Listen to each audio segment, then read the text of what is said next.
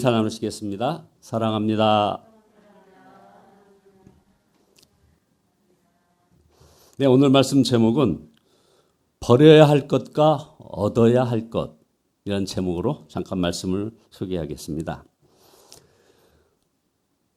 코비드19 상황이 어제는 5,000명대던데 또 오늘 아침에 검색해 보니까 4,200명대로 줄어들었네요.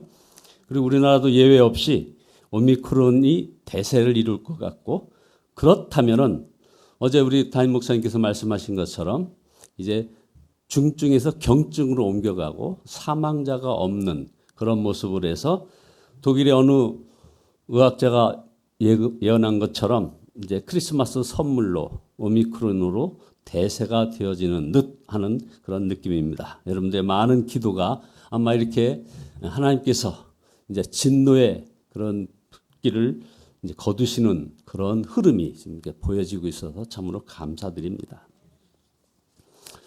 오늘 이 말씀은 사실 많은 설교자들이 연말에 지금까지 했던 모든 설교 가운데 다시 모아가지고 꼭 연말에 꼭 하고 싶었던 그런 부분이기도 합니다. 그러나 또한 설교하기에는 가장 부담스러운 말씀 중에 하나이기도 하죠. 오늘 읽은 우리가 빌립보서 3장 이 7절, 8절을 보면 무엇이든지 내게 유익하던 것을 내가 그리스도를 위하여 다 해로 여길 뿐더러 또한 모든 것을 해로 여김은 내 주 그리스도 예수를 아는 지식이 가장 고상함이라. 내가 그를 위하여 모든 것을 잃어버리고 배설물로 여김은 그리스도를 얻고. 자, 여기서 그리스도를 얻고라는 말씀이 나옵니다. 그러면 이 말씀 가운데 7절에 특히 정말 우리가 돈이나 명예나 권세 등을 이렇게 다 버려야 하는가? 심지어 배설물처럼 버려야 하는가? 너무나 부담스럽고, 그래서 상담을 하다 보면은 많은 분들이 바로 이 성경 구절에서 고민하는 분들 참 많이 만납니다. 그것은 예수님을 믿어도 인격적으로 알지 못하기 때문에 그런 충돌이 생기는 것이 아닌가 생각됩니다. 오늘 말씀을 있는 그대로 읽어보면 사실은 그저 버린다는 말씀이 아닙니다. 버린 것만 있나요? 얻은 것도 참 많습니다. 그래서 그 얻은 것이 바로 7절에 나오죠. 그러나 무엇이든지 내게 유익하던 것을 내가 그리스도를 위하여 해로 여길 뿐더러 또한 모든 것을 해로 여김은 하면서 쭉 나오면서 마지막 부분에 내가 그를 위하여 모든 것을 잃어버리고 배설물로 여김은 그리스도를 얻고 그 안에서 발견되려 함이니 내가 가진 의는 율법에서 난 것이 아니요 오직 그리스도를 믿음으로 말미암은 것이니 곧 믿음으로 하나님께로부터 난 의니라. 아멘. 사도 바울은 세상 모든 유익한 것을 배설물처럼 버리고 바로 예수 그리스도를 얻은 것입니다. 그러므로 예수 그리스도를 어떻게 아느냐에 따라 이 본문에서 받는 그런 은혜가 각각 다릅니다. 예수님을 성자의 한 사람 정도로 알거나 아니면 2000년 전에 사셨던 분, 그리고 십자가에서 우리를 위하여 죽으시고 부활 승천하셔서 지금은 하나님 보좌 우편에 앉아 계시다고 그냥 알고 있는 사람은 이 말씀이 참 부담스러운 것이죠. 왜냐하면 버리는 것은 지금의 우리들의 현실이고 얻는 것은 그냥 그저 막연하게 여기기 때문에 그런 것입니다. 두 가지 비유를 성경에 나온 비유를 말씀 올리겠습니다. 하나는 바로 마태복음 19장에 나오는 한 부자 청년이 그 재물관을 보는 겁니다. 예수님께 나와서 어떻게 하면 영생을 얻게 되는지를 여쭤봤습니다. 예수님께서는 그 부자 청년에게 아주 호의찬 그런 눈빛으로 말씀을 합니다. 가서 내 소유를 팔아 가난한 자들에게 주라. 그리하면 하늘에서 보화가 내게 있으리라. 그리고 와서 나를 따르라. 예수님이 지금 버리라는 것을 소유를 다 팔아서 가난한 자에게 주라고 하면서 버리라고 했고, 그리고 그러면 얻는 것이 있다고 했습니다. 뭡니까? 하늘의 보화입니다. 그리고 예수님의 제자가 되는 겁니다. 그랬더니 이 부자 청년은 재물이 많음으로 이 말씀을 듣고 근심하며 가니라 했습니다. 그런 예수님을 보면서도 진정으로 그리스도이심을 몰랐던 것입니다. 예수님이 누구신지 하늘의 보화가 무엇인지를 알고서는 그렇게 할 수 있겠습니까? 예수님을 인격적으로 아는 사람은 전혀 다릅니다. 사도 바울은 이 교환에 대해서 괴로워하거나 부담스러워하거나 아까워하거나 억울해하거나 슬퍼하지 않았습니다. 그는 오히려 갈망했고 기뻐했고 감사했습니다. 그는 수지 맞은 사람처럼 보였다 이 말입니다. 사도 바울이 예수님을 인격적으로 알았기 때문에 그런 것입니다. 또 하나 여기 데비드는 예화는 바로 성경 누가복음 19장에 나오는 여러분 잘 아시는 바로 삭개오입니다. 세리장 삭개오가 예수님을 집에 모시고 와서 하루를 지난 후에 이런 결단을 합니다. 주여 보시옵소서 내 소유의 절반을 가난한 자들에게 주겠사오며 만일 누구의 것을 속여 빼앗은 일이 있으면 네 갑절이나 갚겠나이다. 예수님을 어떻게 만났느냐에 따라 반응이 달라지는 것을 알 수 있습니다. 우리가 예수님을 믿는다면 바로 사도 바울과 같이 믿어야 할 것입니다. 우리가 진정으로 말씀을 깨닫기 원하면 바로 이 삭개오 같이 이렇게 믿는 결단을 성령을 통해서 깨닫게 해달라고 간구해야 되는 겁니다. 우리에게 하나님의 영이 언제나 임하실 것입니다. 그래서 3절에 하나님의 영으로 예배하며 그리스도 예수 안에서 자랑하며 육신을 의지하지 않는 우리들이야말로 참으로 할례 받은 사람이라고 얘기하고 있는 것입니다. 고린도후서 1장 2절에 보면 셋째 하늘로 이끌려가서 말할 수 없는 말을 들었으니 사람이 가히 이르지 못할 말이로다 했습니다. 사도 바울은 뭡니까? 하나님 나라를 본 것입니다. 그리고 그 하나님 나라가 이 땅에 이미 시작되었다는 것과 모든 족속에게 복음이 전파되고 주님이 재림하신다는 것을 알게 되었습니다. 이 세상이 전부가 아니라 하나님 나라가 있다는 것입니다. 이것을 정말 알게 되면 얼마나 충격적이고 놀라운 일이겠습니까? 하나님의 계획은 바로 이방인이었습니다. 만약 이 사도 바울이 유대 공동체에 그대로 남아 있었다면 그는 평생 편안하고 대접 잘 받고 살았을 것입니다. 그러나 하나님 나라를 안 사도 바울은 유대인 공동체에 남아있을 이유가 없었던 것입니다.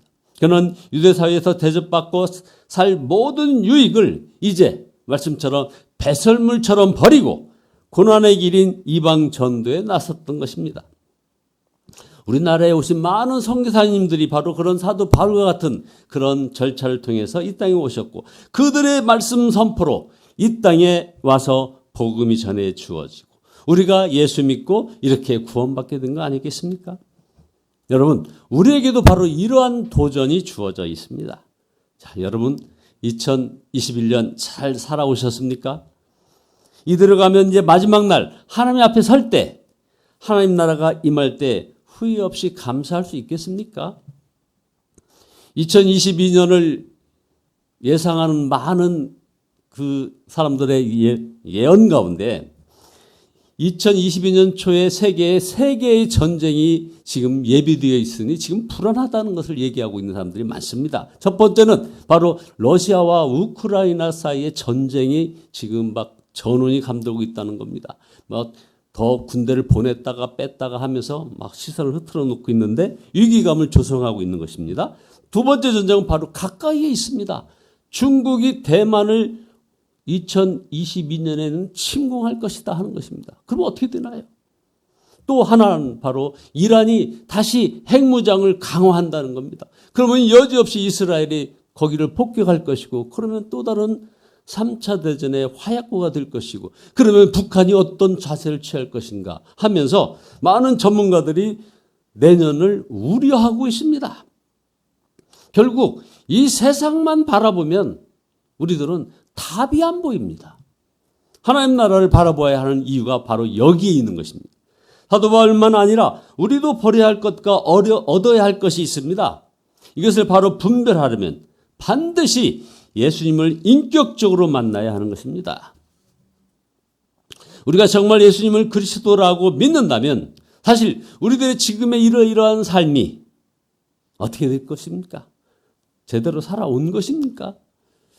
우리는 신앙조차 마치 무슨 정답 찾기식으로 합니다. 예수님에 대한 지식이 곧 믿음이라고 생각합니다. 아닙니다. 진정한 믿음은 예수님을 인격적으로 알아야 진정 믿는 것입니다. 예수님이 그리스도이심을 알게 된다면 바로 세상이 선망하던 것을 배설물처럼 버려야 하는 것이 아닙니다. 배설물처럼 버려져야 하는 것입니다. 사도 바울은 율법주의자들을 개라는 말로 표현을 했습니다. 개. 2절에 보니까 개들을 조심하라고 하면서 악한 일꾼들을 조심하라는 것이죠. 살을 잘라내는 할례를 주장하는 자들을 조심하라고 얘기하고 있습니다. 사도 바울이 개라고 하는 것은 바로 물고 늘어지는 특성 때문에 그런 것입니다. 바로 자신이 그랬다는 것입니다. 사도 바울은 4절 6절에서 자신을 소개하기를 내가 8일 만에 할례를 받고 이스라엘 족속이고 베냐민 지파라. 히브리인 중에 히브리인, 바리새인 중에 바리새인이라고 했는데 이 말은 율법으로 흠잡을 데 없이 완벽한 사람이라는 것입니다. 그런데 여기 사도 바울의 결정적인 것이 문제입니다. 거기에 기쁨이 없었습니다. 그는 오히려 점점 무서운 사람이 되어갔던 것입니다. 그리고 교회를 무섭게 박해를 했습니다. 예수님께서도 당시 서기관들과 바리새인들을 개라고 표현했습니다. 그것은 그들이 다른 사람을 물어 뜯어 죽이는 그런 사람이었기 때문이죠. 누가복음 18장 11절에 보면 바리새인은 기도를 하면서 하나님이여 나는 다른 사람들 곧 토색, 불의, 간음하는 자들과 같지 아니하고 바로 옆에 있는 이 세리와 같지도 아니함을 감사하나이다 하면서 다른 사람을 비판하는 사람들이었다 이 말입니다. 이런 사람들 보고 싶다면 우리는 인터넷에 악성 댓글을 보면 여지없이 나타납니다. 정말 물어뜯는 개 같은 사람들이 많습니다. 이것 때문에 얼마나 많은 사람들이 목숨을 끊어야 했는지 모릅니다. 예수님을 믿어도 예수님을 인격적으로 만나지 못하면 이런 율법주의적인 신앙생활을 하게 된다 이 말이죠. 사도 바울은 예수님을 만나고 비로소 이런 율법주의자의 삶을 버렸다고 합니다. 그리고 아무리 그래도 세상에 유익한 들을 다 배설물처럼 버려야만 하는 것인가? 라는 여러 가지 반문 앞에 여기에 대해서 이렇게 얘기하는 겁니다. 아직 진정 귀한 것을 보는 눈이 뜨이지 않아서 그런 마음이 든다는 이런 얘기죠. 그러니까 예수님을 제대로 만나라는 것입니다. 예수님 한 분이면 충분하다고 얘기할 수 있어야 한다는 데까지 이르도록 해야 한다는 것이죠. 오히려 다른 것에 마음이 깔릴까 걱정하게 됩니다. 많은 그리스도인들이 예수님 없이 신앙생활을 현재 하고 있습니다. 많은 교회가 예수님 없이 운영되고 있는 이유는 예수님 말고 다른 것에 마음이 나뉘어져 있기 때문입니다. 코로나19로 인해서 아주 절박한 형편에서 사역하는 목회자들을 정말 2021년에 많이 만났습니다. 그들과 대화하면서 제가 새롭게 결단해야 할 것이 있음을 다시 한번 깨닫는 겁니다. 나는 정말 나의 자아는 완전히 죽고 예수 그리스도로 정말 살아가고 있는가? 그렇게 살으라고 얘기할 수 있는가? 예수님 한 분이면 충분합니다라는 메시지를 전할 자격이 있는가 하는 것을 돌아보게 되는 것입니다. 결론입니다. 여러분도 항상 여러분의 신앙생활을 점검하셔야 합니다. 우리가 어느덧 편안하고 편리하고 보기 좋은 것에 익숙해져 버렸습니다. 마음에 드는 사람, 그저 친한 사람, 나한테 잘해주는 사람, 나를 조금 인정해주는 사람과 함께 있고 싶어 합니다. 그래서 오히려 주 예수님을 놓치고 사는지도 모릅니다. 부자교회, 라우디아 교회를 우리 예수님이 무섭게 책망합니다. 계시록 3장 17절에 내가 말하기를 나는 부자라 부유하여 부족한 것이 없다 하나 내 곤고한 것과 가련한 것과 가난한 것과 눈먼 것과 벌거벗은 것을 알지 못하는도다. 여러분은 예수님을 알고 더 깊이 하나 되기 위해서라면 사실은 불편함도 힘든 것도 마다하지 않을 수 있겠느냐 이겁니다. 예수님과 함께라면 찬바람 부는 빈들에 혼자 나가 설 수 있느냐 이겁니다. 모든 관계, 모든 소유, 이것을 다 버리라는 말이 아닙니다. 주님이 버리라고 하시면 버려야 하지만 그것을 의지하지 말라는 말입니다. 오직 말씀과 기도로 역사하시는 예수님을 더 알고 그분만을 따라가야 하는 것이라 이 말인 것이죠. 여러분도 무엇보다도 예수님과의 인격적인 관계, 예수님과의 친밀함을 사모하시기를 예수 그리스도의 이름으로 축원드립니다. 이제부터라도 예수님과의 친밀한 삶을 훈련해야 하는 겁니다. 급할 때만 어떻게 예수님을 찾으니 옆에 계신데도 성령이 너와 함께 끝까지 함께 하시겠다고 하는 그것을 알지 못하는 겁니다. 예수님과 하나님의 그 회복을 이 연말에 그리고 연초에 여러분 모두 하시기를 예수 그리스도의 이름으로 축원드립니다. 기도하시겠습니다. 생사화복을 주관하시는 전능하신 주님께 영광과 찬양을 올려드립니다. 아버지 하나님, 회개합니다. 그 주님이 저희와 함께 하심에도 불구하고 우리들의 바라보는 것은 여전히 세상적 가치와 나에게 잘해주었던 사람들에게만 잘해주려고 하는 그런 연약한 믿음이었음을 고백하오니 주여 용서하여 주시옵소서. 그래서 이제 온전히 십자가 구원을 노래하고 감사하며 우리 예수님과 참으로 하나 되고 인격적인 관계가 이루어지고 친밀함 회복되는 놀라운 은혜의 역사가 있어지게 축복하여 주시옵소서. 그래야 새해에는 오직 말씀과 기도로 역사하시는 주님을 더욱 잘 알게 되는 그런 데까지 이르도록 주여 복의 복을 더하여 주시옵소서. 예수 그리스도의 이름으로 기도드리옵나이다. 아멘. 찬송가 430장입니다. 430장입니다.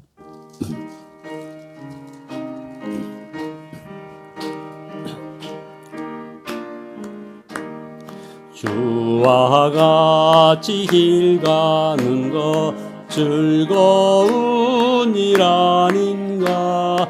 우리 주님 걸어가시 발자취를 밟겠네. 한 걸음 한 걸음 주 예수와 함께 날마다 우리 걸어가리. 어린아이 같은 우리 미련하고 약하나 주의 손에 이끌리어 생명길로 가겠네. 한 걸음 한 걸음 주 예수와 함께 날마다 우리 걸어가리. 꽃이 피는 들판이나 험한 골짜기라도 주가 인도하는 대로 주와 같이 가겠네. 한 걸음 주 예수와 함께 날마다 우리 걸어가리. 옛 선지자 에녹같이 우리들도 천국에 끌려 올라갈 때까지 주와 같이 가겠네. 한 걸음 주 예수와 함께 날마다 우리 걸어가